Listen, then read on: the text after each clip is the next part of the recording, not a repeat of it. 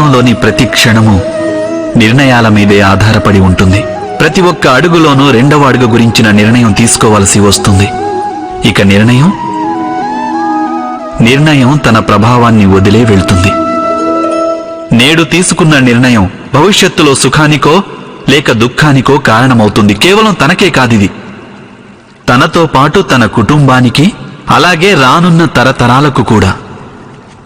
ఏదైనా ఒక సందిగ్ధత ఏర్పడితే అప్పుడు మనసు వ్యాకులమవుతుంది, అతలాకుతలమైపోతుంది. నిర్ణయించుకున్న ఆ క్షణం యుద్ధమే అవుతుంది. ఇంకా మనసు రణభూమిగా మారిపోతుంది. సాధారణంగా నిర్ణయాలు మనం సందిగ్ధతను నశింపజేయడానికి కాక కేవలం మనసును శాంతింపజేయడానికే తీసుకుంటాం. అన్నట్టు ఎవరైనా పరిగెడుతూ భోజనం చేయగలరా? చేయలేరు. అయితే యుద్ధానికై ఉర్రూతలూగే మనసు ఏదైనా సరియైన నిర్ణయం తీసుకోగలుగుతుందా? వాస్తవానికి శాంత మనస్థితిలో ఏదైనా నిర్ణయం తీసుకున్నప్పుడు అది తమ కోసం సుఖమయ భవిష్యత్తును నిర్మిస్తుంది.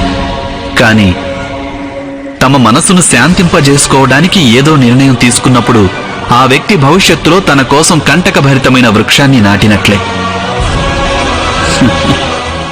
మీరే ఆలోచించండి.